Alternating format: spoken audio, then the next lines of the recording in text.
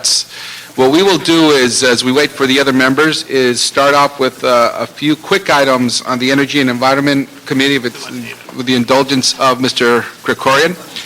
And he's just going to chill. And for anybody attempting to enter this room or could hear me, there's an overflow in room 1020.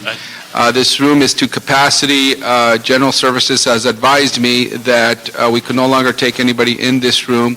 So anybody who is coming to the meeting can go to room 1020. It's the overflow room. You could hear it there.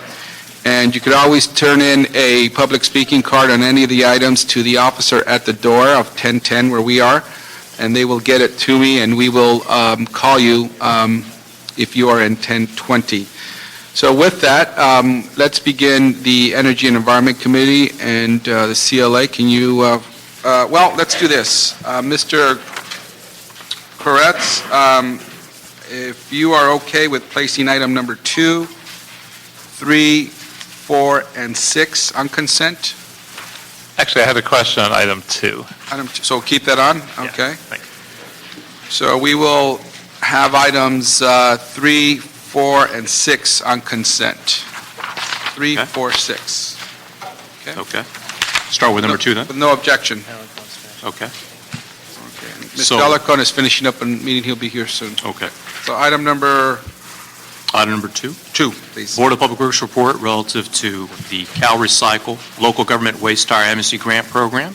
We have staff from Bureau of Sanitation. Welcome. We could have a brief overview of this item, please. Good afternoon, Chairman Huizar, Koretz. We're here to give an update, oral presentation on the tire recycling program. Good afternoon, Chairman Huizar, Council Member Koretz. My name is Ron Milo from the Bureau of Sanitation, and I'm here today to provide an oral report about the Bureau's request to apply and accept, negotiate, and execute a grant funding from Cal Recycle and request approval of the resolution. And the purpose of this grant funding is to provide funds for the city to conduct amnesty or date-specific event for waste tire collection. And for the past 3 years, the city has been receiving grant funds from Cal Recycle, and we've been successful in spending the grant funds. And the grant money that we are getting from Cal Recycle is 100% reimbursable, provided with the approval of the grant manager and accompanied by a reimbursement request and a final report. So the funds covered the administrative costs of the project, and also the personnel who are administering the amnesty events, as well as the contract for the hauling and the recycling of the tires, and also with the public outreach. And one of the requirements for this application is the resolution approved by the City Council, and identifying the time period of the grants that we've been applying. And I am seeking your assistance to have this resolution approved no later than March 5, so our application will be considered. That ends my report. Thank you very much. Thank you. Mr. Koretz? Yeah, just one quick question. What happens to the tires that are collected at these facilities? What are the tires turned into? What are they recycled into? There is a law by the Cal Recycle that all tires being collected by the hauler, they are required to put it in a waste tire processing facility. So the tires are being put in a beneficial reuse, such as they use it as a crumb rubber, or they use it as a feedstock for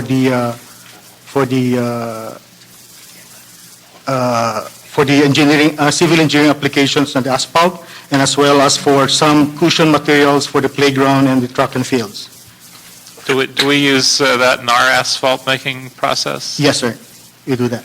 We actually, some of our waste tire haulers, they bring it to a recycling facility who supplies the Crown Proper for the Bureau of Street Services. Very good, thank you. You're welcome. Thank you. So you'll move that, Mr. Kretz? I will move that item. Okay, with no objection, that item sent forward to council.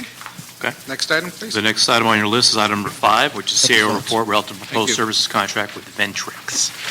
We have staff from Bureau of, actually, Sanitation as well as CAO.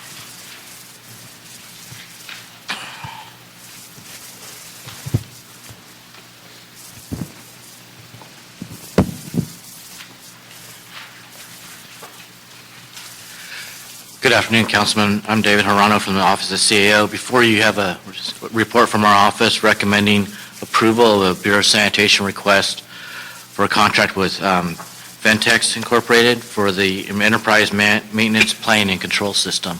It's a sole source contract, but it's recommended because Ventrix is the author of the impact system, and it makes sense to establish a maintenance agreement with them. And the contract is funded in the budget, and, I'm sorry, go ahead. You No, go ahead. Finish. Contract's funded in the budget and has a 6-year ceiling of $2 million. It's funded from the sewer construction and maintenance funds. Do you believe we may be paying a higher cost because it's a sole source? The nature of a sole source is that the city would believe that there is no other reasonable provider of the service, so that's kind of a hard question to answer. In technology, it's more often the case than not when they are very specific requirements we're looking for, but, so this is our only alternative. Yes. And are any general fund dollars used with this system? We're not aware, no. No? No. Okay. Mr. Kretz, any questions? No. Questions? Okay. Would you like to move this item, Mr. Kretz? I'll move the item. Okay, with no objection, we'll forward this item to council. Okay. Thank you. Thank you. The next one on your list is item number 7, DWP report relative to proposed amendment number 2 with the RICO Americas Corporation for photocopier services.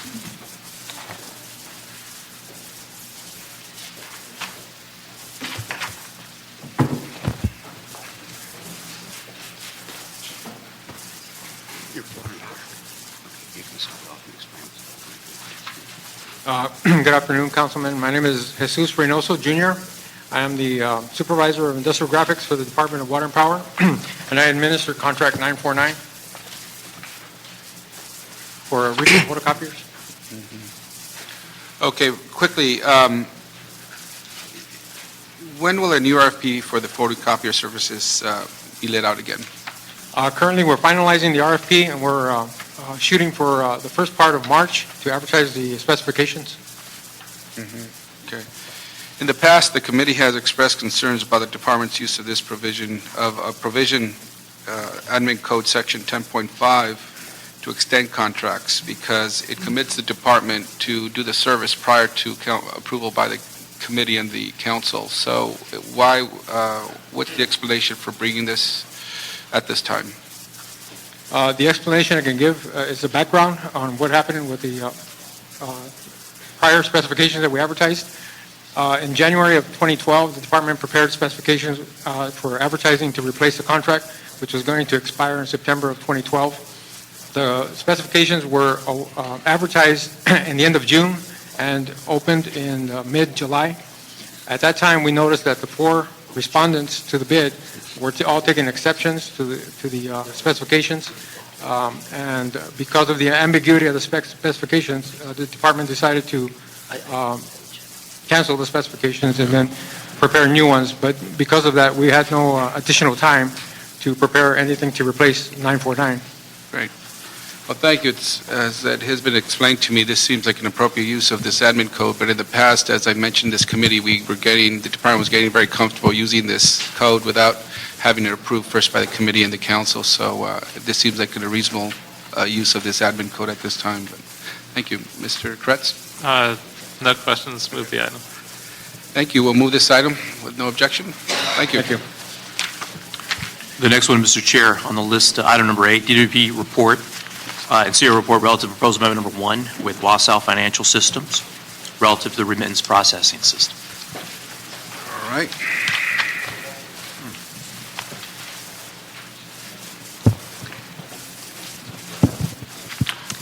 Good afternoon, council members. My name is Mickey Yonamina with Los Angeles Department of Water and Power, Customer Service Division, and we're asking for an amendment to an agreement that we have with Wausau Financial, and this involves our conversion over to monthly billing for our bi-monthly customers, and because of that, we are going to experience an increase in volume of payment processing that we're going to have to do because we're now going to be billing on a monthly basis. And so what this means is that we have to upgrade the software that we utilize to remit the payments. We could convert it to an electronic file. And so what that causes us to do is we take the paper payments, convert it to an electronic file, and then we upload it to the bank. And because of that, we have equipment upgrades that we're going to have to do in order to process more payments in a more timely manner. Currently, since we're bi-monthly, there's a certain speed of processing the documents. We're going to have to upgrade that. We'll also have to upgrade our equipment and actually even get additional equipment in order to address the increase in volume. For instance, we process about 30,000 payments a day. That would be going up to about 50,000 a day. So we have to increase the ability for us to actually take those payments in. Currently, the current agreement is for $750,000. We're asking for a $740,000 increase to address the upgrade, as well as increasing the contract 6 months to December of 2015. The original contract will end in 2015 of June. And this is in order for us to then, what we'll do is come back with a maintenance contract to actually go forward with all the equipment under the same contract. So are there any questions? Oh, great, thank you. So the long-awaited and improved system will be completed in April of 2013, is that correct? Yes, that's the target date. Okay. And the new upgrades will improve our billing accuracy, correct? The new system will actually be updating a nearly 40-year-old system. So some of the things that we're not able to do with this older system, we're going to have more flexibility.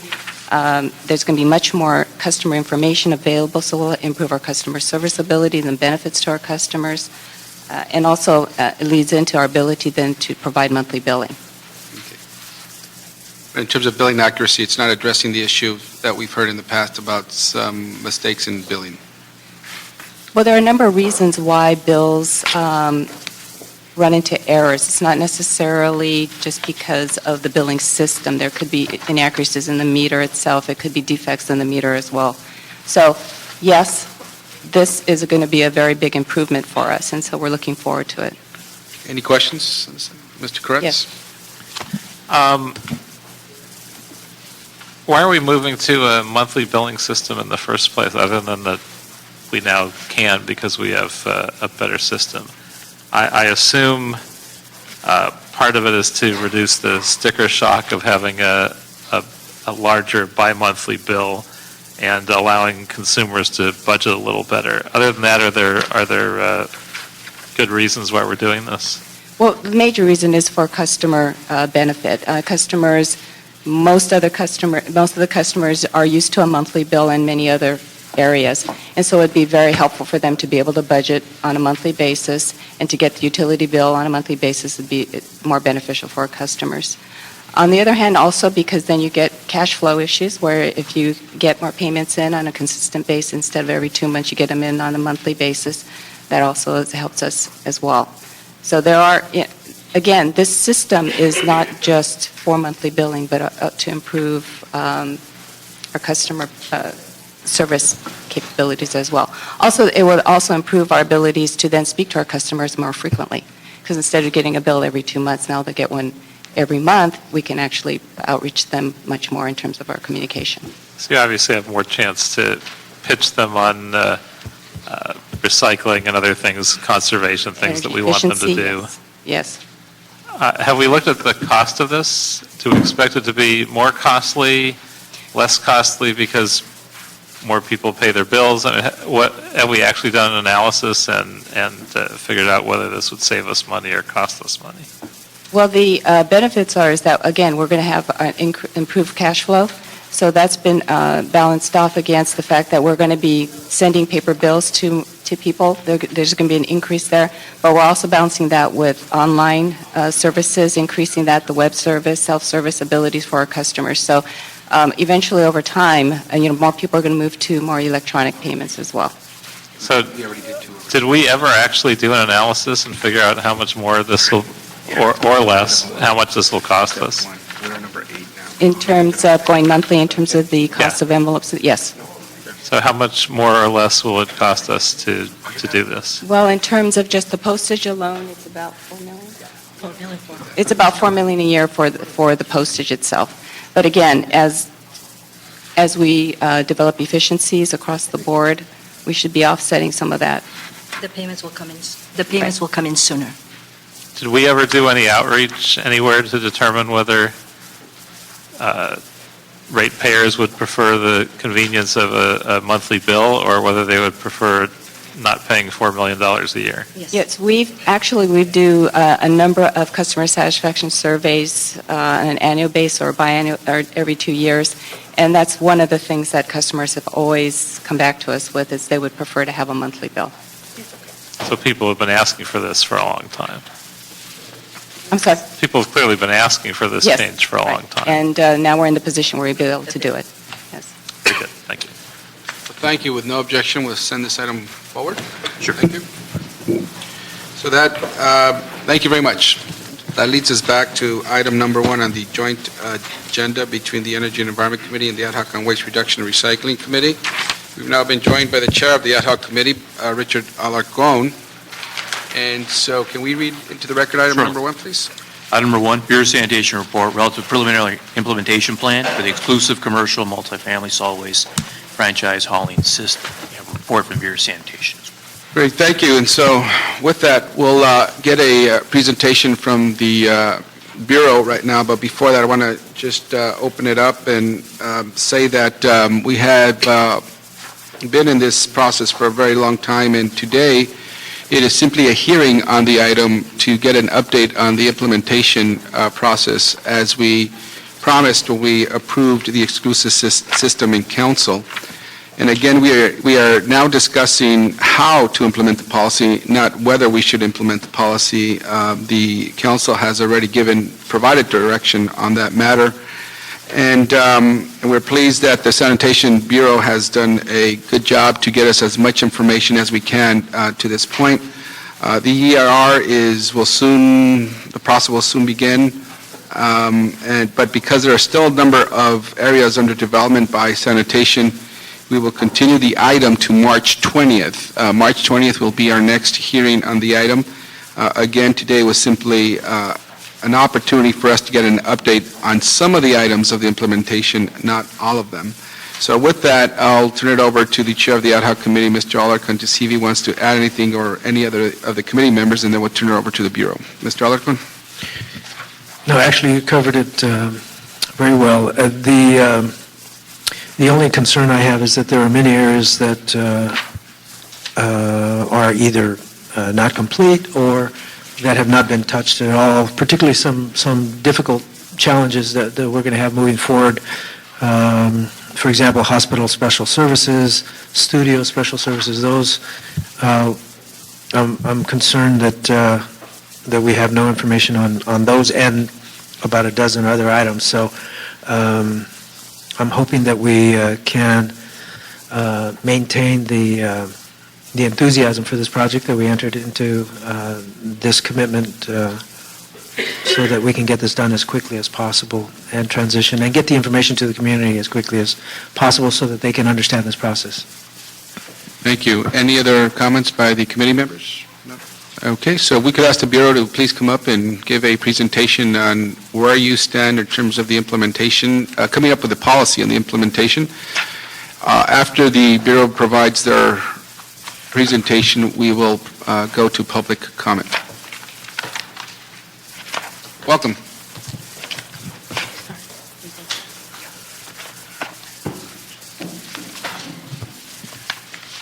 Good afternoon. I'm Enrique Zaldivar, the Director of Sanitation. Mr. Chair Weezer, Mr. Chair Alarcon, honorable members of the committee. The Bureau of Sanitation, Sanitation, and and the larger Public Works family are pleased to be back before both your committees in the continuation of what the development and refinement of the private solid waste haulers franchise initiative. A process, as you alluded to earlier, Councilmember Huizar, that we all knew would be complex, yet it must be thoroughly evaluated. From the very beginning, this council has expressed its intent to have the initiative be comprehensive with a great deal of deliberation, analysis, and debate among all of the stakeholders. The process has been precisely as you intended it to be. On November 15, 2013, the City Council adopted one of the underlying policies guiding this initiative, that the city adopt a solid waste collection franchise model regulating the commercial and multifamily sectors, and that such a model be an exclusive franchise system with the commercial and multifamily sectors combined. Sanitation was directed to prepare and present an implementation plan that would identify policy-level guidelines, some of the mechanics that would inform the development of the request for proposals, and eventually the awarding of the corresponding franchises. As a refresher, on December 11, 2011, the city issued the legal notice of intent to franchise, thus allowing the franchise agreements to be awarded after December 11, 2016. Sanitation has been working diligently to prepare the implementation plan, and we are ready today to present a preliminary version of the report. While so much work has been done in a short period of time, we knew that in order to develop a comprehensive implementation plan, that the initiative requires more time and analysis due to the high level of complexity involved. In your action of November 15, 2012, I correct that, City Council instructed us to develop a policy recommendation for approximately 24 topic areas.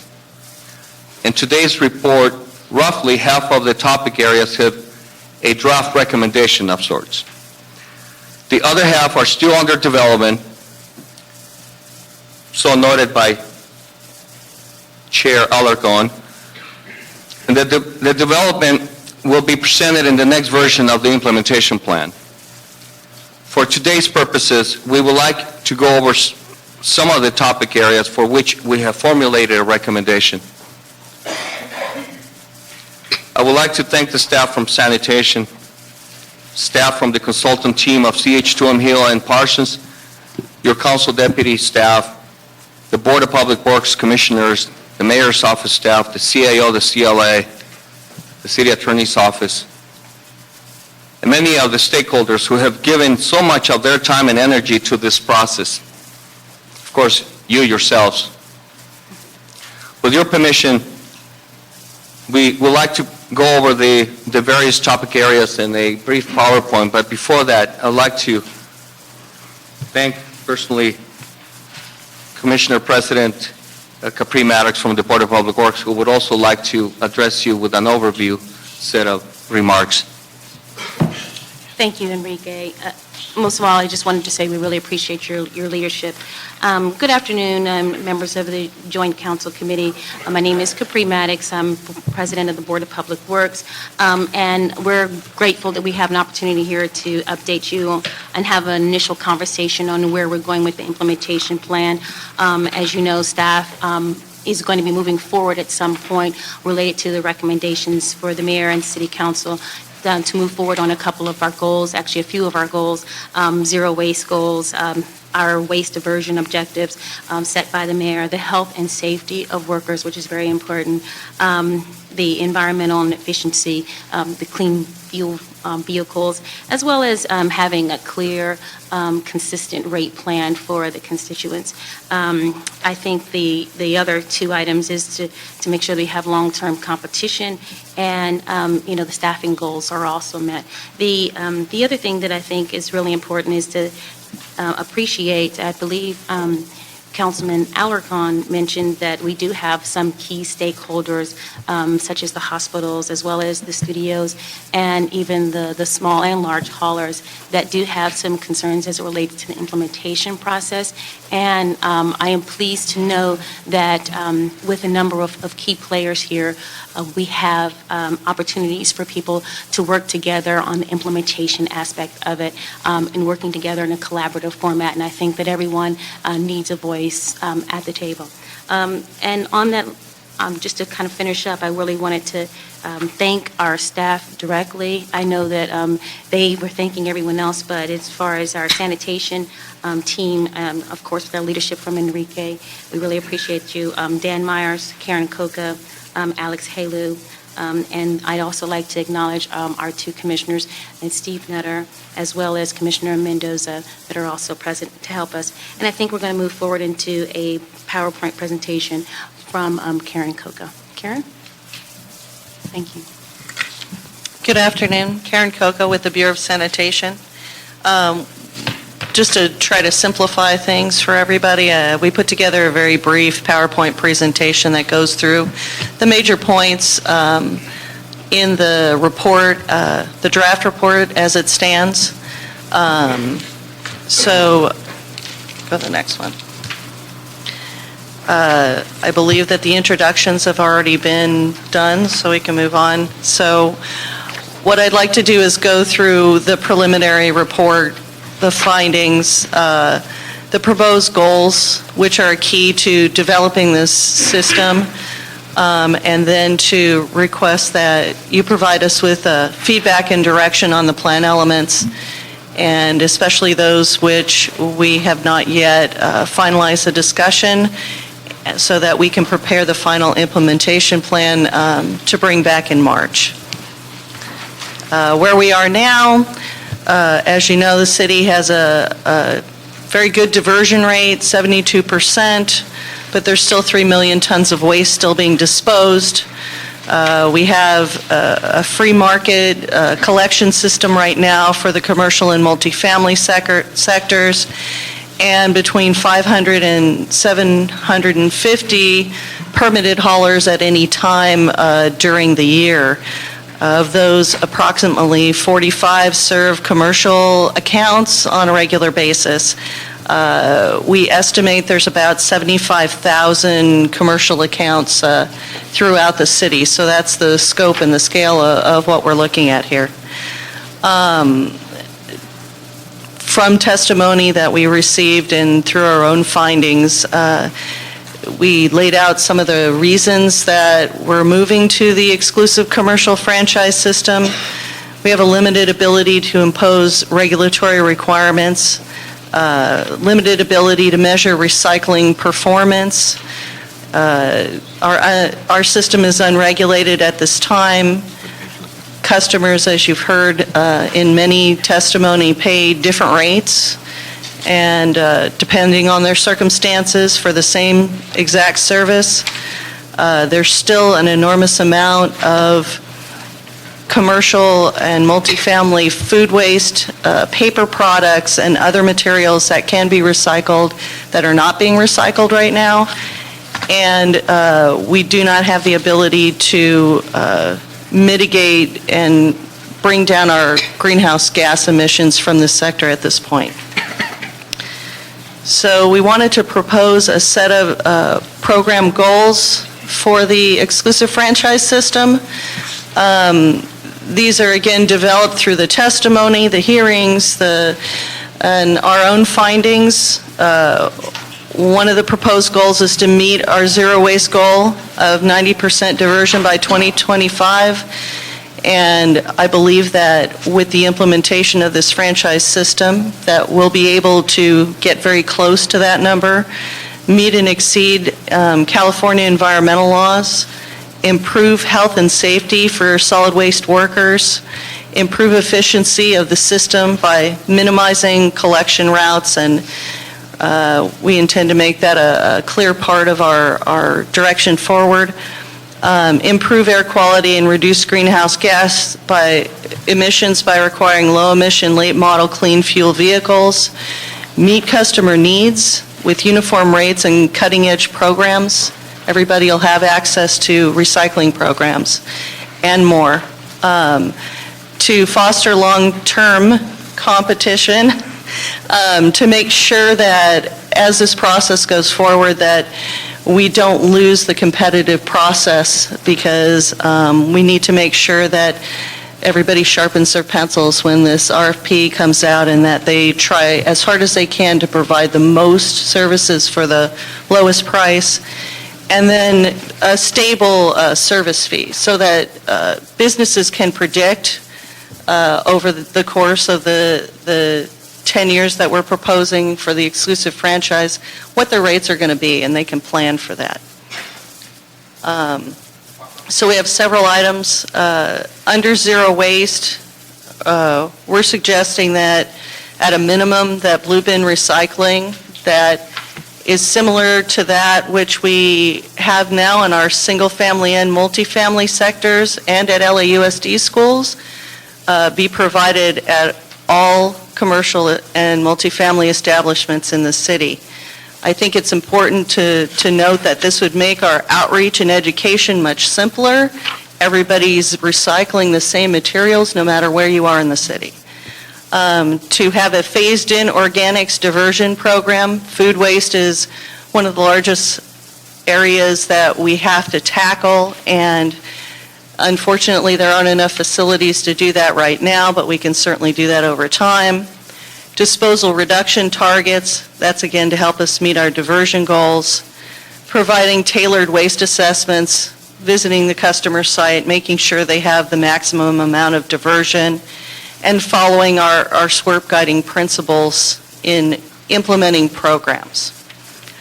We want to improve air quality with clean air vehicles, as I've said, low emission, late model clean fuel vehicles, and to monitor and minimize the vehicle miles traveled while on the collection routes through the franchise system.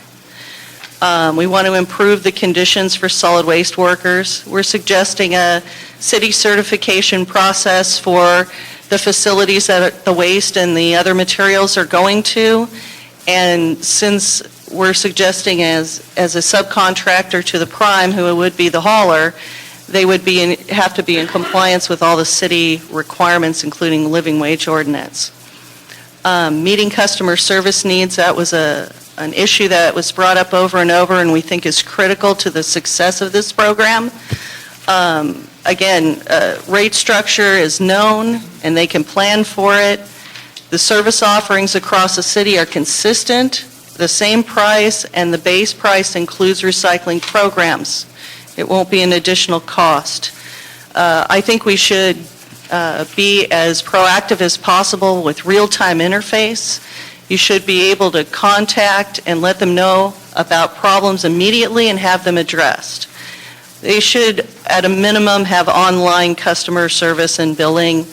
I don't see why we couldn't do applications, text, everything else, especially by the time we implement this. And I'm sure there will be new things by then. Maybe we'll have a chip implanted or something. We'll have collection timing and programs that are tailored to the customer needs. We've talked to many of the customers, and they need service at certain times or in certain ways. We need to make sure the franchise hauler is going to provide that. And then accountability for performance, both the carrot and the stick, but the stick being liquidated damages if they don't do their job. We were suggesting some methodology to address the collection zones, although as I point out, there's not yet a map, and the Bureau still has a proposal for 11 zones. We're suggesting we use the waste sheds as a basis for zone development for many reasons. Zones sized from 2,000 to 15,000 accounts. Some of that came from comments from the haulers themselves, and also the desire to provide some smaller zones so that we get a good mix of franchisees, and to use major features such as roads and mountains in drawing zone boundaries so that the boundaries make sense wherever possible.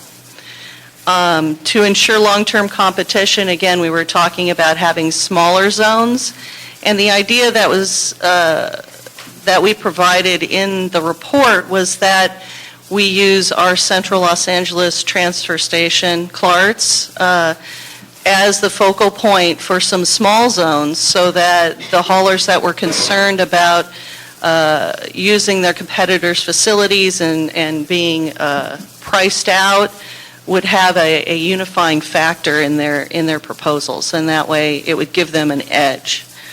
The items that we're not prepared to have a decision on today, but we will come back in March, is the actual boundaries and the final decision on the cap, if there is going to be a cap on the number of zones that can be awarded each franchisee, the fees and the funding requirements. We'll have to prepare a staffing plan and fee requirements, but that has not been completed. Contingency planning, it's a very important subject to us. We've done a lot of writing, but we're not quite done yet. And then those that require special services and have special needs, such as hospitals. I believe lead buildings were brought up, as well as the studio. The siting zoning facility needs, again, needs some more development. And then the transition plan, which we'll be able to put together as soon as we get further direction on some of these items. So that was a very, very quick overview. We're open for any questions. Great, thank you. So we could ask questions now, and we will hear from public comment, and we could also ask additional questions after that. So anybody on the committee have questions? Mr. Koretz? I have questions, but I just as soon hear from everybody else first. That might give us more questions to ask. Okay, let's do that. Well, thank you. Well, is it okay with my colleagues if we go to public comment first? Actually, I wanted to ask. Okay. With regard to the smaller zones, I think the department was suggesting 20. Was it 20? Or did you have a number? Well, in our report, we suggested 3 small zones. We're proposing 11 total, but that 3 of them be small enough in the 2,000 to 3,000 account range, and near our CLARTS transfer station so that they could take advantage of that. Okay, now, one of the key concerns that was raised in previous meetings was how to encourage the various companies to apply for all of the districts, or are they going to be selective and pick some, and then if they fail to get those, is it going to upset essentially what is the proportion of distribution that we have now? So how can we encourage everyone to compete for every district, given that some districts are going to be more profitable, quite frankly? And so I think for one thing, the small districts opens it up for more competition. But secondly, how are we going to ensure that we don't end up with a couple of major companies that are boxed in and only get one district, and then the others can't provide the service? That's a very real concern, Councilman, and that is that part of why we haven't yet figured out how we ensure that there is not a selective way of going for the business where, as you very well said, that it could be, the best, or on whatever rationale that is, 3 or 4 franchise zones. So we have to have a way through the process itself in which no one service area will be left unproposed for as a worst-case scenario. So we haven't yet figured that one out. That's why, we don't have a recommendation for you. I think a lot of the angst in the industry is relative to the notion of capping the number of districts you can apply for. Then they have to be very selective about which ones they're going to apply for.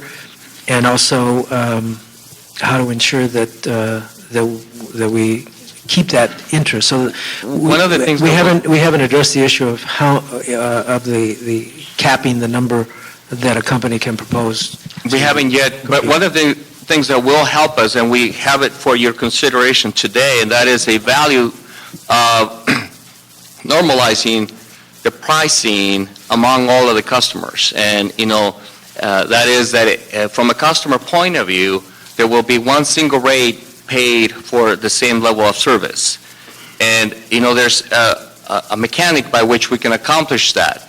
So that could perhaps alleviate some of the problems of some zones not being as coveted as the others. I know, I don't see it. Member Corcoran said, well, what I are don't you see it that way. I saying? mean, because some are going to have more customers and some are going to have less, and I think that when you look at the city as a whole, we could look at several items.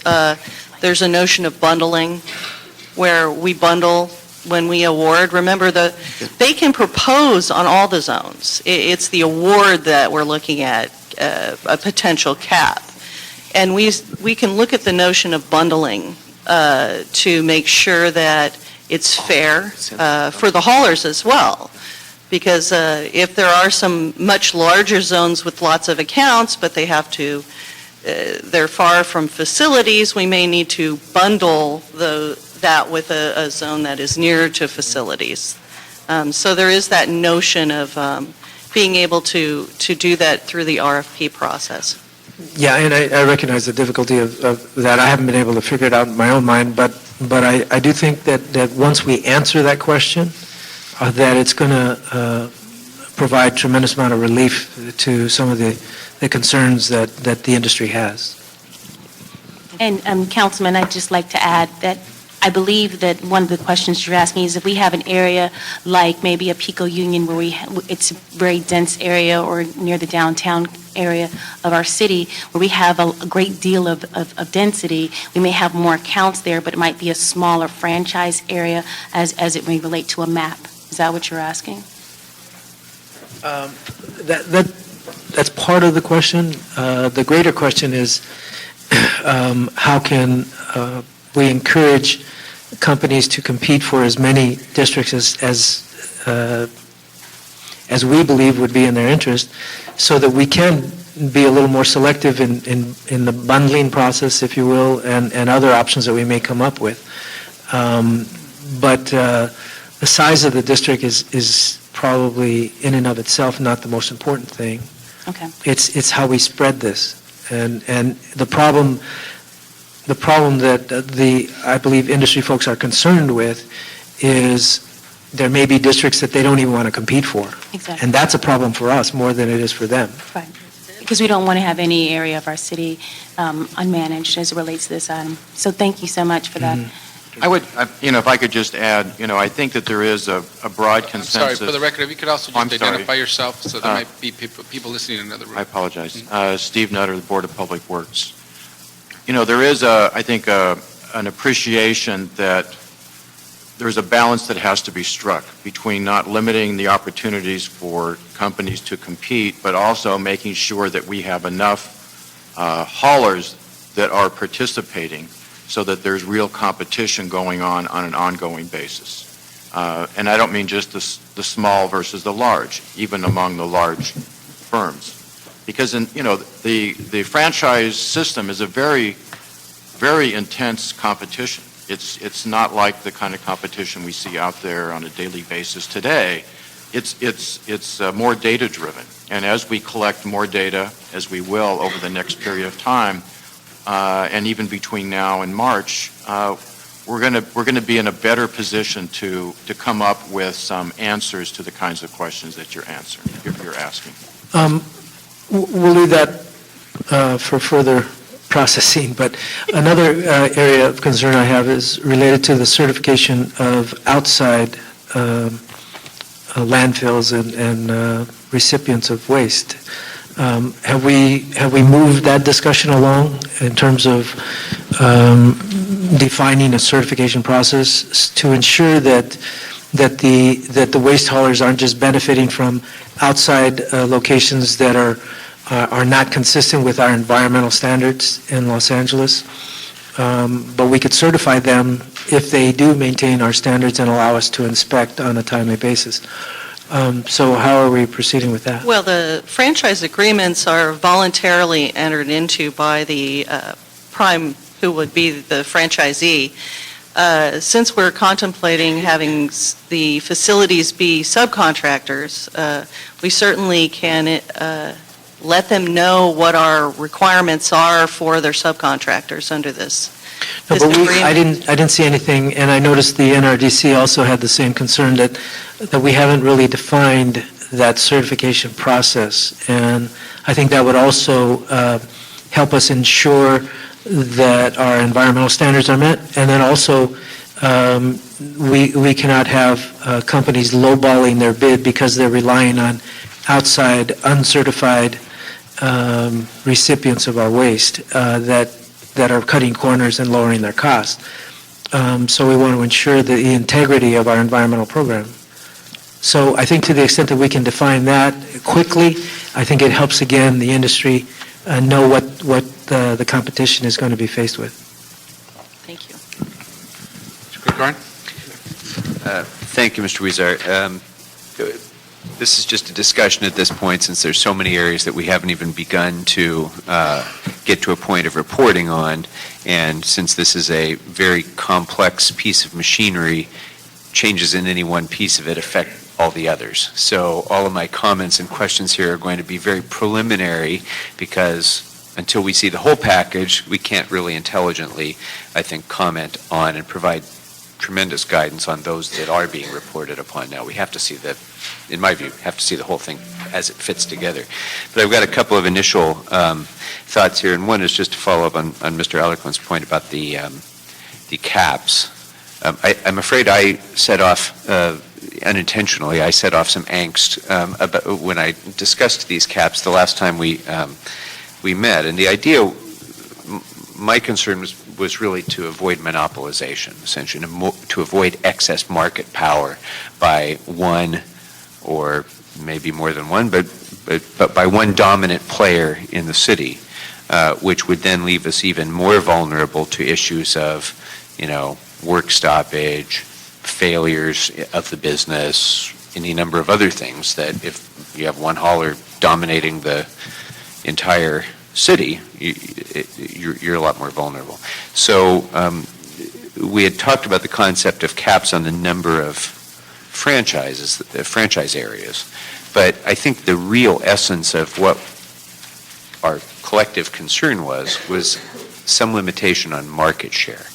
And we might want to reevaluate that so that the limitation is based on some percentage of market share rather than some percentage of the number of areas, because, as Mr. Alarcon correctly points out, some of these, there's going to be widely varying values assigned to the different franchise areas. There's going to be different values based on their density, different values based on, the number of customers the gross number of customers in an area and how close they are to each other, because that reduces a hauler's costs, of course, if they're close by.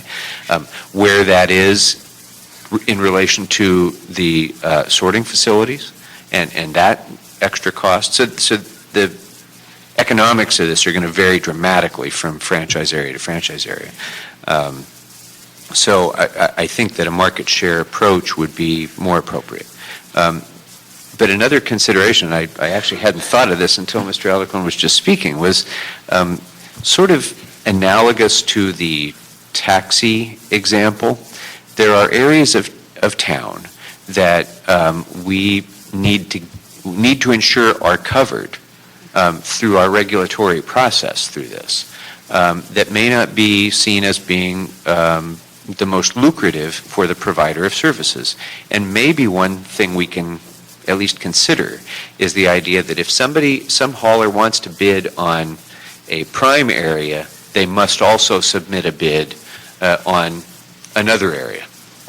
Maybe we require them to submit multiple bids and respond to multiple RFPs for multiple areas in order to make sure that we get the best cross-section of proposals for the best cross-section of areas. Just a thought. I haven't really thought that one through, but some mechanism like that so that they don't just cherry pick and leave us, without coverage or without good coverage, without cost-effective coverage in some of the areas that might not be as lucrative.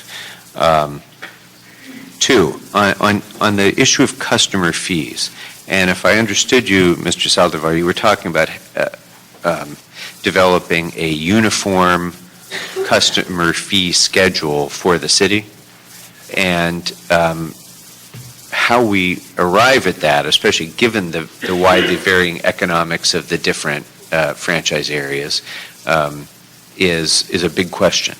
And I think what I understood was that the initial thinking was perhaps when you take some conglomeration of the bids that come in, you can come up with a blended fee of the winning bids or something that would then apply equally across the city. Did I understand that to be the thing? Yeah, you could see that we're a bit nebulous yet on the actual mechanics of the concept, but the concept came to be as a result of a couple of considerations. One is the fact that on our single family and city provided service, we have a single uniform rate across the city. Right.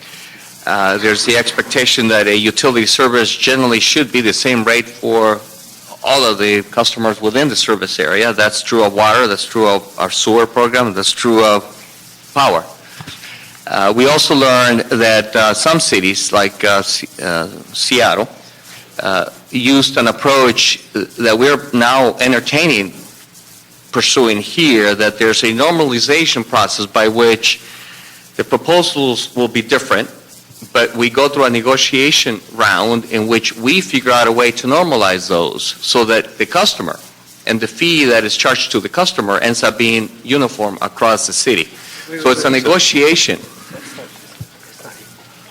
So the complexity of that, of course, is that you have a limited marketplace of providers of this service. You have, an industry that's already heavily dominated by a few players. So we're going to have a limited number of proposals that are going to very carefully analyze the economics of particular franchise areas.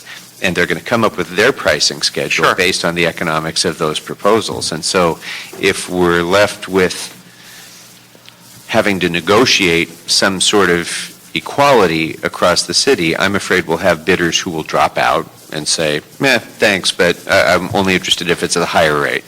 And then no real backup for that waste area, for starters. I think, and I guess getting more to the core of the problem is because we only have a few players who are dominating this industry, if these proposals come in and then we're fixing our uniform customer fee based on what those winning proposals are,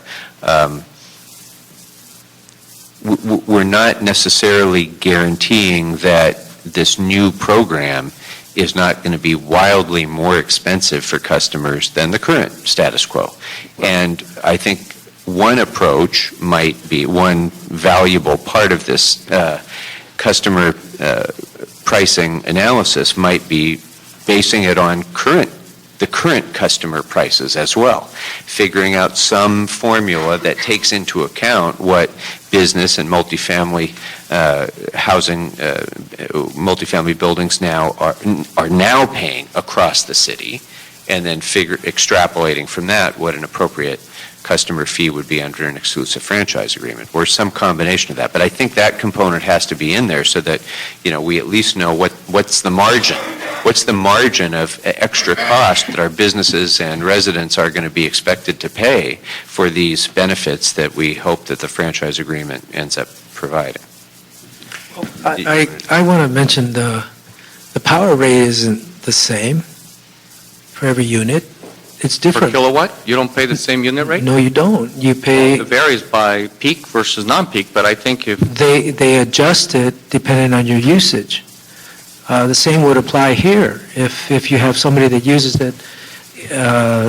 uses more or needs more trash hauling than others, you you're going to charge them more, but it's not necessarily an equal amount per unit. And also, why should Granada Hills pay more than, when they have the landfill in their backyard, than areas where they have to haul it 20 and 30 miles? So I think your notion of a normal rate could have a deleterious effect on enabling the industry to drive the pricing that it needs to drive, given the service that they're giving to their customers. If you live in an area that's 25 miles away from a landfill, you probably should pay more.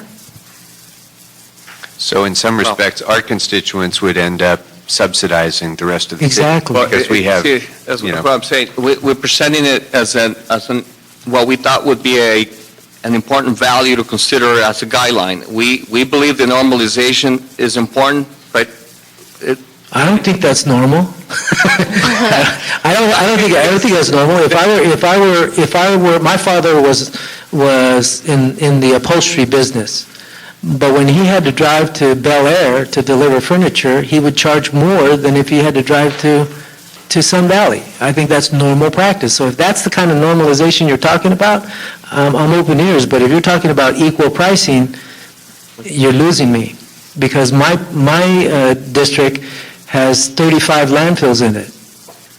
Well, I think if we can figure out a way in which we can present a rather simple approach to accomplishing this, great. If we cannot, it's too complex and we probably won't get there. If you believe that it's not important enough of a value, as we think it is, then we won't consider us a guideline.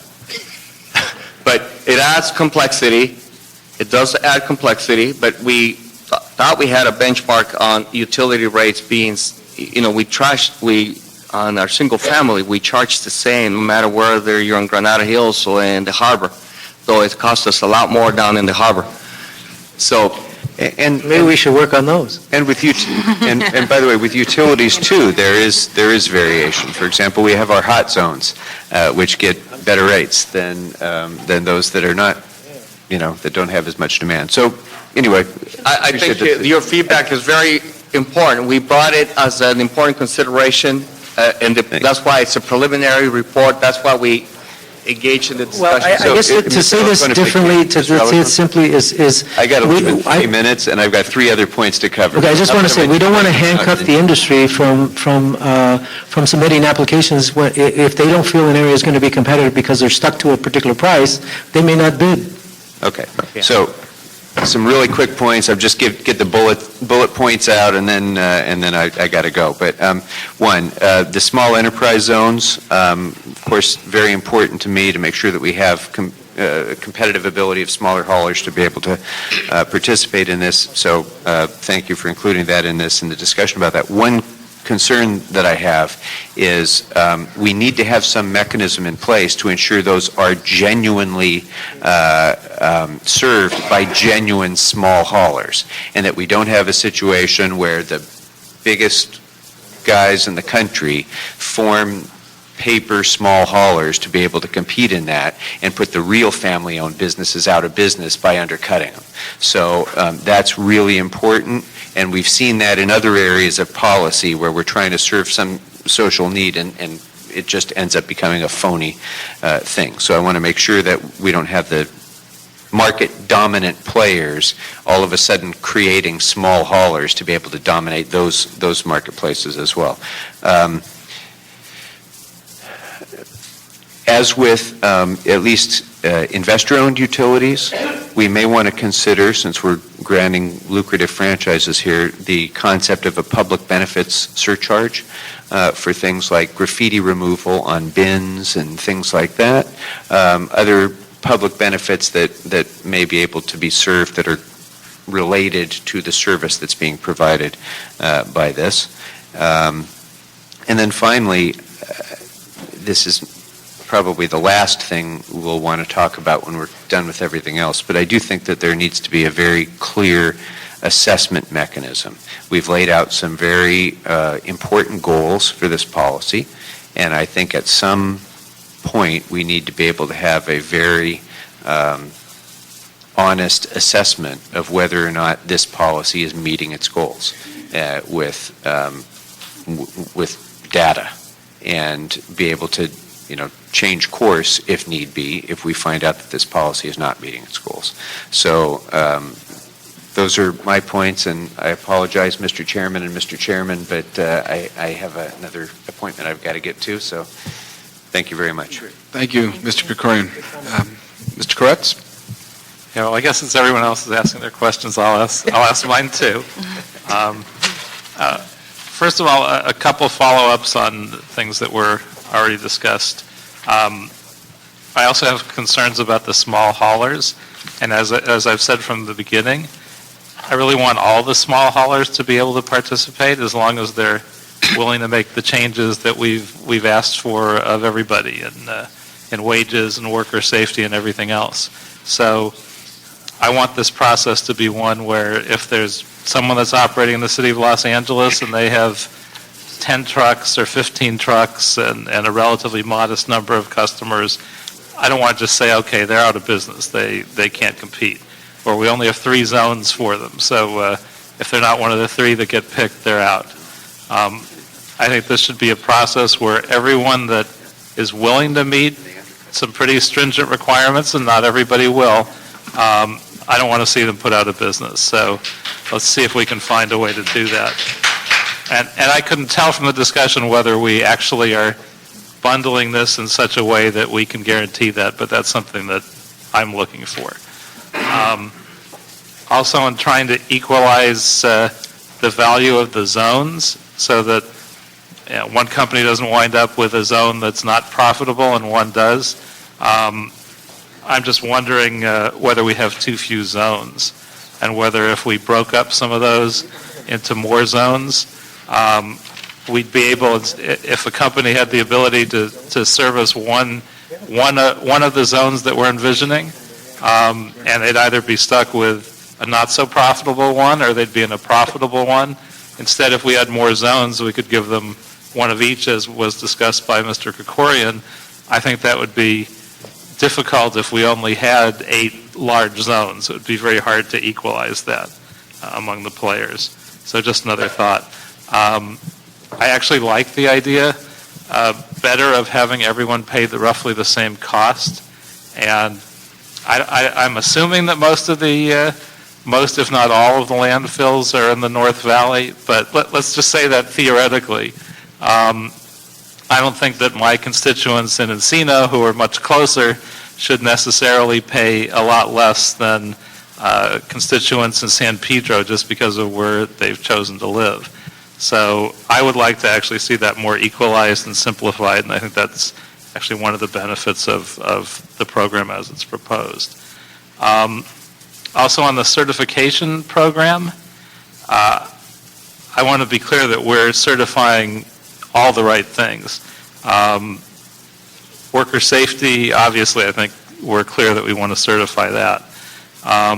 But also I want to be sure that we certify it from a diversion point of view, that we actually are able to follow the items all the way through to the end and guarantee that they're actually being diverted, because I think there have been a lot of questions about whether even our own numbers, which we like, are entirely real because we don't follow the items to the end. So people that claim that there are a lot of plastics that wind up being sent to China and are then burned, do we actually follow them to the end to make sure they're actually recycled? That should be part of the certification process, the diversion, all the environmental elements. So I hope that's all going to be part of the certification process, and we follow up everything. And particularly I want to ask, what are our plans for worker safety enforcement? Because that's probably, from my point of view, one of the greatest benefits of this, that we're more able to guarantee worker safety in a somewhat dangerous industry now. What are our plans to be able to enforce that and actually police that to a great enough degree? Well, for sure, we're going to use existing guidelines that whether it's Cal OSHA work standards and what have you. And then we will need both the stakeholders and the industry help in developing more specific to our program kind of safety guidelines if somehow OSHA by itself or any other regulatory agency does not cover them. But we believe we should be able to find enough just in those safety standards that exist now, but there may be more that we may have to develop. Yeah, from my point of view and past experience at the state level, I never thought OSHA was able to really follow through on any of this stuff adequately. I followed this pretty carefully as chair of the Assembly Labor Committee for 6 years. It was never satisfactory, and if we're going to implement a program like this, having adequate worker safety is really a key to me. So I don't want it just to be something that we check off. I want it to be something that we can guarantee. So I hope we're thinking of additional ways to do that. Even a hotline for workers to call if there's a problem and let us know anonymously. Whatever else we're thinking of, but I want to be sure that we're really focused on this. Well, the question is enforcement. It's not just setting the rules, it's having the enforcement to back the rules up. And that's the weakness of OSHA. Every time we would pass legislation to make workers safer, they would cut enforcement officials at OSHA. So the city has to design a mechanism to be able to enforce the standards that we create. Yes, And that we would have, yes. And from my point of view, as Richard was saying, actually we both wrote some of the significant state protections, and I would say we probably have the strongest worker safety laws in the country, and we have among the worst enforcement in the country. So the laws are there, it's all in the enforcement, so I hope we're focused on that. Also, as we look at creating zones for smaller haulers, I wonder if we could try to link them to the city's Green Tech Incubator Program and see if we can help to innovate new practices and pilot some new technologies and take advantage of the fact they are smaller haulers and let them pick up some of the niche programming. Also, I think we should add a section to the other ways to reach the city's zero waste goals about promoting extended producer responsibility and trying to encourage the producers of goods to be sold in Los Angeles to be thinking about how they can design their product and their process so that it makes it more easy to dispose of and recycle. And I don't even know the answer to this question. I look at some of the products that are out there that are easily recyclable. You look at a 2-liter bottle, for instance. It's pretty easily recyclable. The cap is not recyclable. It's a different kind of plastic. But there's the little ring that wraps around the top. I don't know what we do in a recycling center. Do we clip it off? Do we put the head of it in some sort of a bandsaw or something and saw it off? Or do we, how do we do that? And is there a way to actually make life easier by having the producer also make that top cap and all the pieces of it recyclable? Because currently that's not the case. You look at some typical medicine bottles where the bottle is a number one recyclable plastic, but the top has some other materials that you can't really remove even if you try to pull it off. So I don't know what we do to remove that when we get it, or whether we just look at it and say, that's too complicated, and just toss it anyway. Well, what we have tried to do is have the opposite occur. That is that the customer, the resident, need not worry about whether those two are compatible and put it in the blue bin. And we have put the burden now on the processor to figure out a way to separate them. Depending on the ultimate application, the marginal of tolerance of different kinds of plastics, maybe such that those two can stay together and be ground up together. So it really depends, but we don't want the customer to worry about exactly that. So we're saying, leave the cap on, knowing that there are two different types of plastics, and we'll work with the processor to Right, but what I'm suggesting is that we work with the manufacturers as well. So simplify. instead of having an extra burden that makes it more difficult and more costly and less effective, that we start to remove some of the excess packaging that doesn't match. I think Los Angeles is a big enough fish in the waste stream that we actually could do that and have some impact on how some of these products are designed. So just a few thoughts. Very good. Thank you. Thank you. So with that, we'll go to public comment and then come back and wrap it up. So thank you. I will call 3 people up at a time, and we have a minute for each speaker. Sumag Alvarado del Aguiles, Reverend Bob Gay, and Ron Saldana.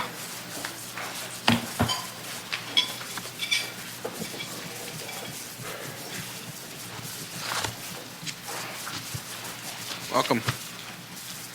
Go ahead. Good afternoon. My name is Sumac Alvarado del Águila. I'm the director of the Southern California Coalition for Occupational Safety and Health, a community-based organization that seeks to bring dignified jobs for Californians through advocacy and education. We congratulate the Bureau for laying out a clear path for improving the waste and recycling industry in LA for its workers. Specifically, we applaud requirements for health and safety conditions, living wages, first source hiring, and the right of the city to inspect facilities for compliance. That said, having worked with waste and recycling workers and having witnessed some of the recent tragedies involving worker injuries, illnesses, intimidation, firings, and even deaths, we feel it is also critical to the city's success to ensure that there are protections for workers who speak up when something is wrong. We need whistleblower protection for these workers. Workers are the eyes and ears of the waste and recycling industry. Waste and recycling workers understand better than anyone what's wrong with the industry because they are the ones performing these incredible, difficult, and dangerous jobs. And we also support we feel that we need to have language that specifically addresses the responsible contractor standards that need to be in place in the new franchise system. Thank you very much. Mr. Chair, could I ask a quick question? Sure. How do you think we best implement whistleblower protections other than my suggestion of some sort of anonymous hotline for workers in this industry? Having strong regulations that pretty much not make it possible for workers to retaliate for employers to retaliate against its workers whenever they speak up or present or come to organizations such as the one I represent to file any CalOSHA complaints or just to seek assistance. And there are models already out there that we can definitely work with the Bureau and work with the City Council and share with all of you to see if we can be duplicated. Would you support a system of fines? Because economic incentives seem to be the best way to get compliance. Definitely, I Okay, think thank you. if you hit them in the pocket, that's where it hurts them the most. Great, thank you. Next. Mr. Chairman, members of the committee, Bob Gay, representing a coalition of churches. I come before you given the questions that have been asked by the committee members and the statements and the report made by the Bureau of Sanitation, that it appears to me that a working group appointed by members of this committee and by the council could well assist the Bureau of Sanitation as well as the Board of Public Works in making this plan work. A number of issues have been raised that still suggest that they are in the works. And so I suggest a working group made up of clergy, obviously, of movie studios, of commercial waste haulers, of commercial property owners, of hospitals, and other affected parties to assist in the implementation of the plan and make sure that it is done right, and that this working group continue beyond the initial stage of implementation to work out the bugs in the program. Thank you very much. Thank you. Next speaker. Thank you, Mr. Chairman, members of the committee. My name is Ron Saldana. I'm here representing the Los Angeles County Disposal Association, and we represent primarily small and medium haulers. So a lot of the discussion that you're having today regarding the number of zones and the capability and the abilities of these people to stay in business is really critical to us, as I'm sure you can understand, because we are talking about jobs also. We're talking about people that need these jobs to support their families in the city of Los Angeles. So this is very critical for us, a very critical issue.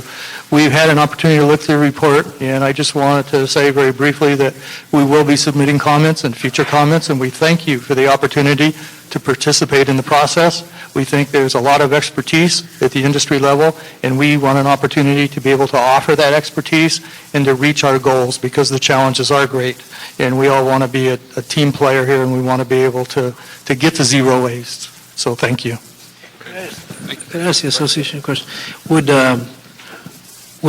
given the comments that Mr. Krikorian made regarding some of the major players buying out or setting up smaller franchises, would there be a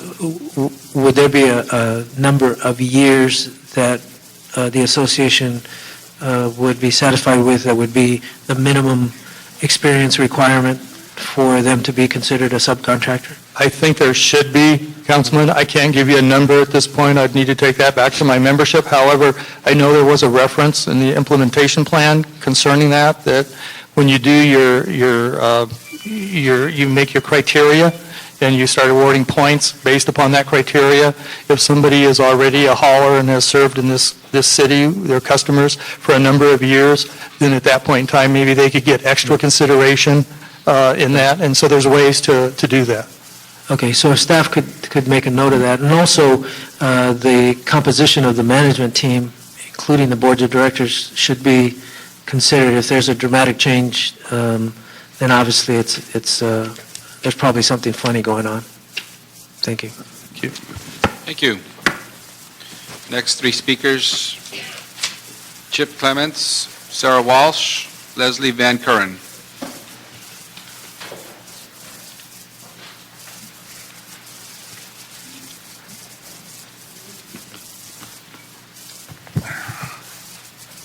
Good afternoon, Chairman, members of the committee. I'm Chip Clements with Clements Environmental, one of your local solid waste trash engineering firms. I just have a couple comments to make here. And as has been mentioned here today and also in past meetings, this concern, what we just heard from Mr. Saldana about our smaller companies. And I just have a couple suggestions for the Bureau of Sanitation for this next iteration of the plan that I think could allow more of our companies to compete and participate, which I think would be a good thing for all of us.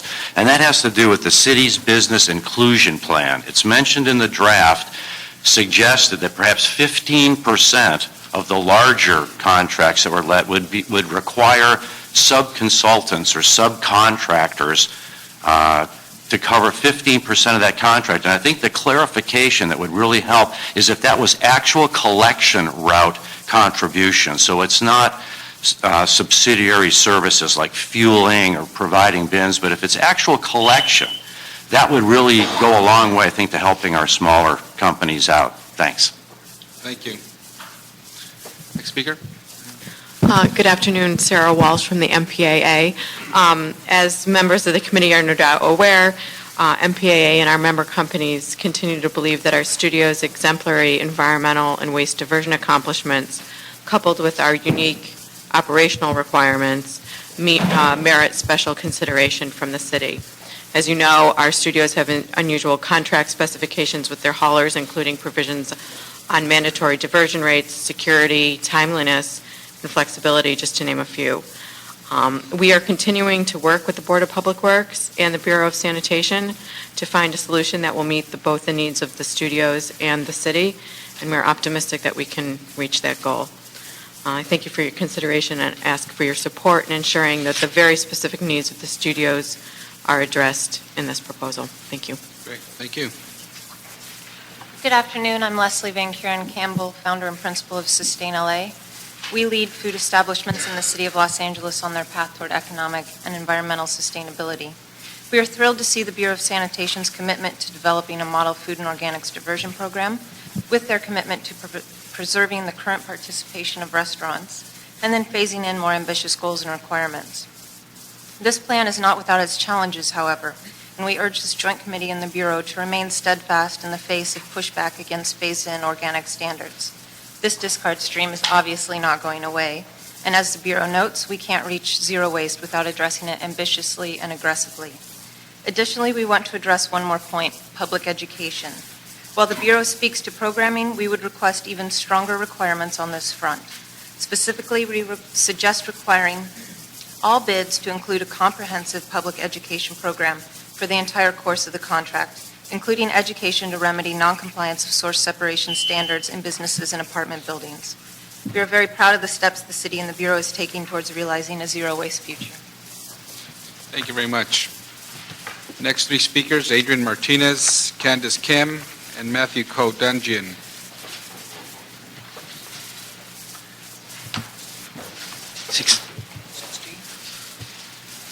Good afternoon. My name is Adrian Martinez, and I'm here on behalf of the Natural Resources Defense Council and our more than 10,000 members in Los Angeles. First, I just want to applaud the Bureau for doing what I think was a fantastic job in the initial draft of the implementation plan. I think the draft shows that a lot of work's been completed since the November council vote.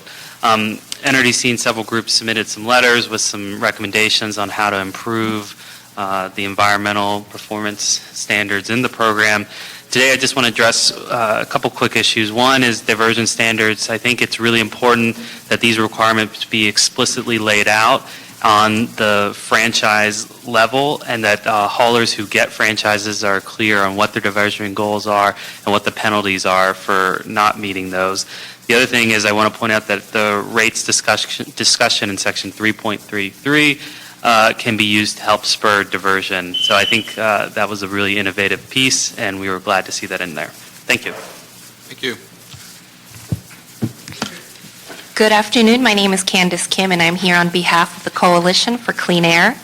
We applaud the Bureau of Sanitation for its commitment to reducing truck traffic on our city streets, reducing vehicle miles traveled, and advocating for strong emission standards in the draft implementation plan. The explicit requirement that bidders submit VMT plans in their bids, and the requirement that franchisees use vehicle tracking methods such as GPS are visionary requirements and will help us ensure cleaner air and really an improvement in quality of life for all Angelinos. Regarding emission standards, we urge the inclusion of more nuanced requirements in the RFPs, including responsive bids that include technology plans for the term of the franchise, meaning what will the fleet look like and what truck technology will they implement on day 1, year 2, year 7, and so on. And in the spirit of exceeding AQMD standards, we applaud the draft implementation plan provision that 100% of trucks be clean units within 12 months of awarding the franchise. Just one more point, to ensure that clean trucks are available to be used on day 1, the franchise should be awarded more than 12 months before the start date to allow the lead time needed to ensure delivery on time. And I had more to say. I thought I had 2 minutes, but you cut us down to 1. Thank you. Good afternoon, Mr. Chairman, members of the committee. My name is Matthew Ko-Dungeon, and I represent AA Rubbish Incorporated. My family and I are no strangers to most of you. We've been here many times and engaged this process from the outset. As a family, we've been servicing recyclables and waste hauling for over 100 years, and I can promise you that we're not going away. We're proud of the work that we do. We're a long-time union employer, and are committed to the environment, to our customers, and most importantly, to the City of Los Angeles. So we're eager to participate in a new system this council has determined will best serve the needs of the City of Los Angeles, the exclusive franchise system as proposed by Don't Waste LA. We're excited to see the Bureau of Sanitation's very impressive preliminary report that they are calling for some numbers of smaller zones that will allow for small or mid-sized operators like ourselves to realistically participate. In our view, these small zones are crucial to the long-term capacity of Los Angeles to meet the stated goals in this report. That's because these zones, which are more appropriately should be called something like incubator zones, that will provide an opportunity for good actors, small and mid-sized haulers, to develop a record of performance. Right now, AAA is ready to meet the 100% air quality standards And like any other company, small or big, we have to ramp up on several fronts if we secure a franchise. But this is all within our grasp, and we are eager and excited for the opportunity. If you could wrap it up, please. Okay. We look forward to speaking more with the members of the steering committee, the Bureau, the rest of the council about how and why we think the exclusive franchise system will work best for the long term with incubator zones. Thank you very much. Thank you. Next three speakers, Robert Burgeon, Jaime Garcia, Nicole Shahanian.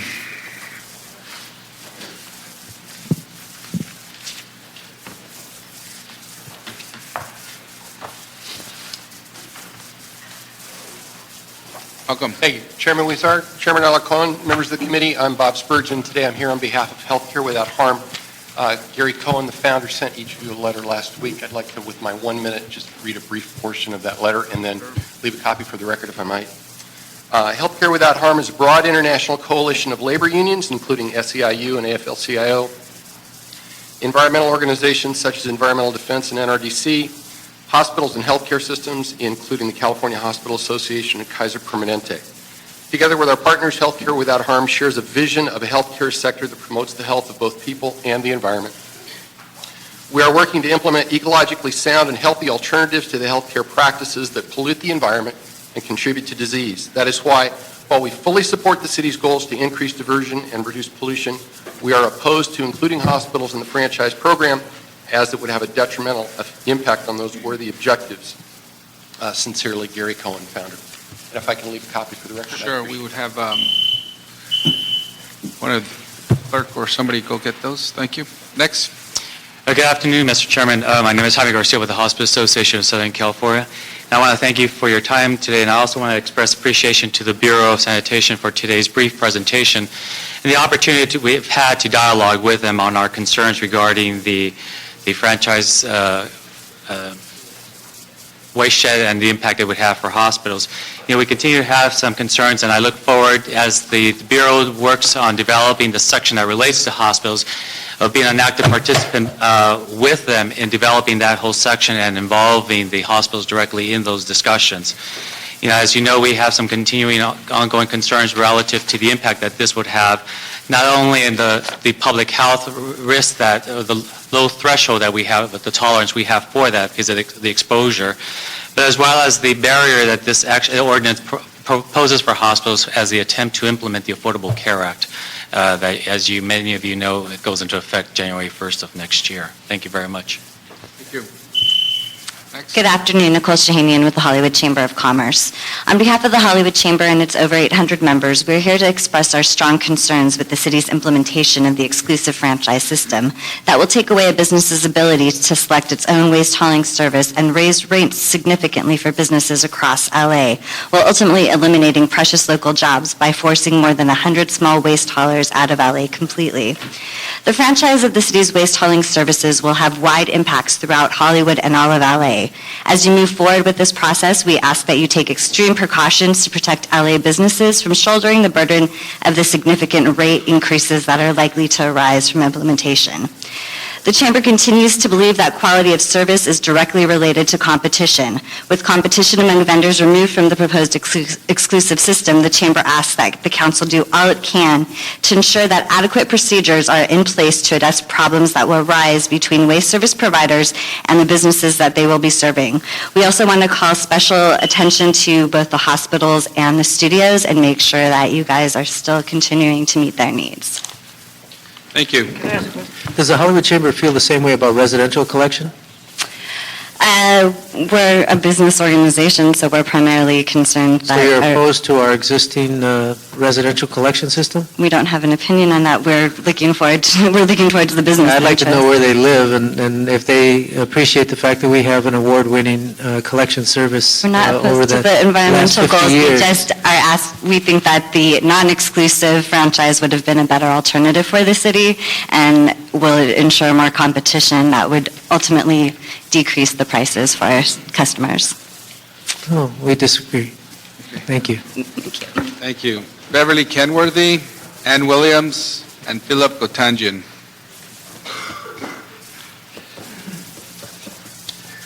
Philip Contagion. Good afternoon. I'm Ann Williams with the Central City Association, representing 450 businesses employing over 350,000 employees in the Los Angeles region. We appreciate that the city is now taking the time that's appropriate for an issue as important as waste hauling, an issue that affects every Angelino. And we're encouraged to hear that much thought is now being given to the actual implementation of the franchise system and that its complexities are being acknowledged. We look forward to a collaborative process as the city conducts its stakeholder outreach. Thank you. Thank you. Hi, Beverly Kenworthy with the California Apartment Association, Los Angeles.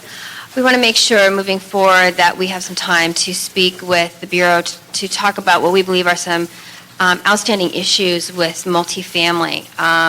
We have many large property owners who already do a very good job and are able to recycle just because of the configuration of their property, but we're also concerned about sort of the smaller mom and pop and some of our older properties. I mean, I remember living in buildings where, I mean, you barely had this one tiny space to put your trash anyway, and we're concerned that, you know, we believe in the mandate, but we more strongly believe in compliance, and, you know, how do we get there, and I think this is going to depend on education, on incentives versus penalties, because, you know, there is going to be that transitional period, and we don't want to create more tension that's needed between landlords and tenants trying to get compliance. I think the goal would be to get everybody on board without penalizing people, you know, during this initial process. So we would really like to sit down with the Bureau and talk about some of these unique needs with our members. Great, thank you very much. Somebody left their glasses up here. Were they?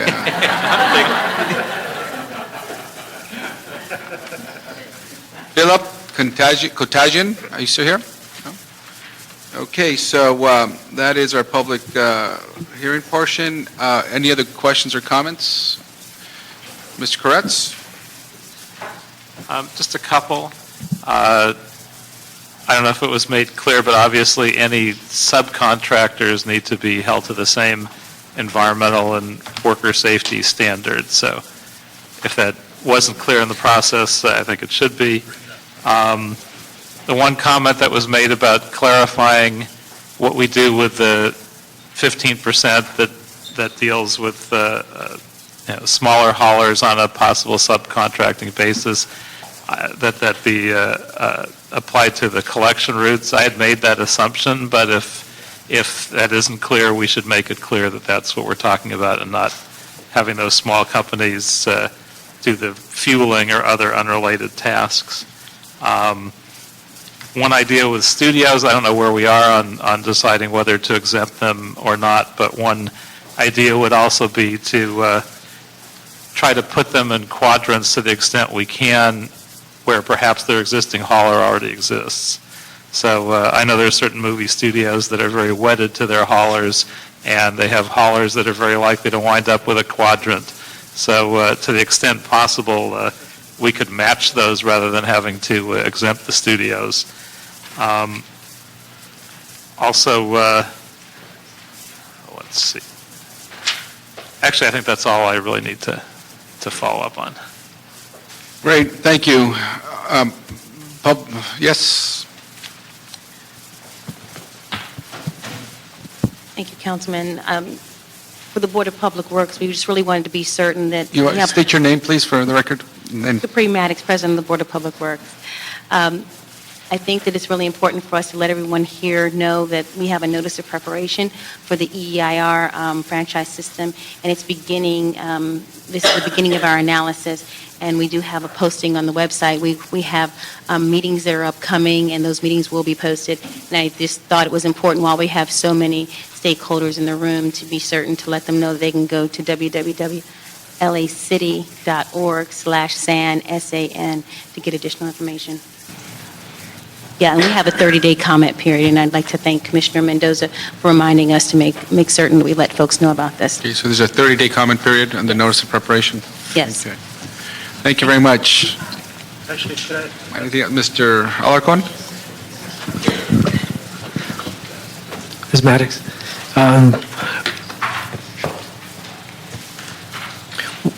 I'm trying to get a sense of the timing of the EIR and the timing of the completion of the preliminary report.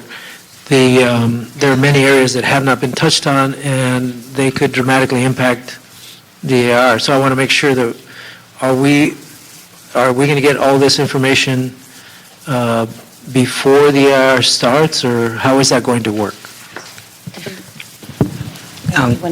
Good afternoon. I'm Commissioner Lopez Mendoza from the Board of Public Works. I want to thank the council members for allowing us to speak. In terms of the timing, the notice of preparation is simply the very beginning of the EIR process, and the project description that's included in the NOP is only a paragraph long. It's very general as to the parameters of what we're contemplating in the EIR.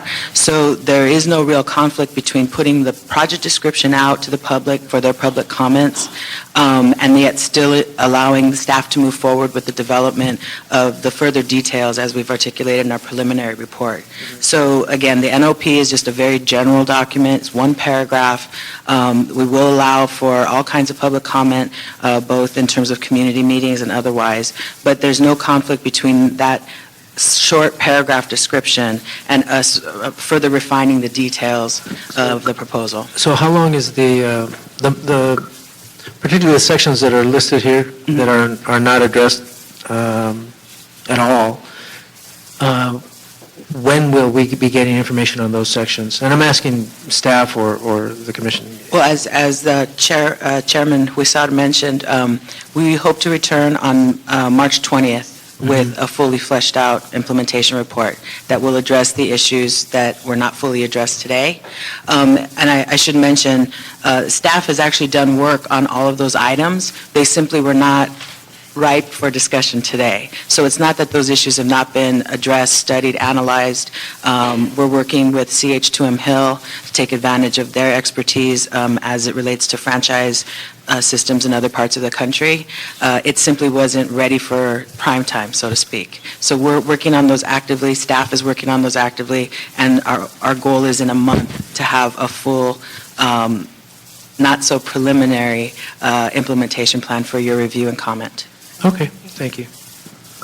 Great, thank you. Thank you very much. So I think this is wraps up this meeting. I do want to say that the Bureau and the Board of Public Works have, the work they've done is encouraging so far. I think they've captured all the different discussions and public hearings we've had up to the point where we made the decision to go the exclusive.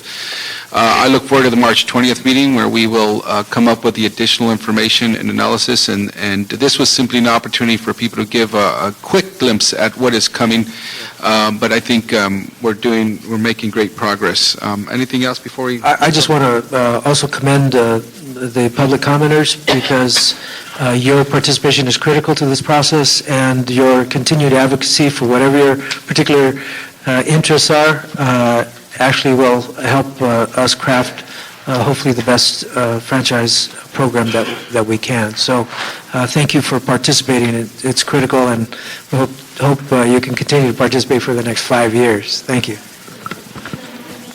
Okay. And, okay, so on this item, we will continue it to March 20th. And now that we have a quorum with Mr. Alarcon here, we have approved items 2 through 7. With your consent, Mr. Alarcon, I vote. So we have those items for the full committee. Thank you. Meeting is adjourned.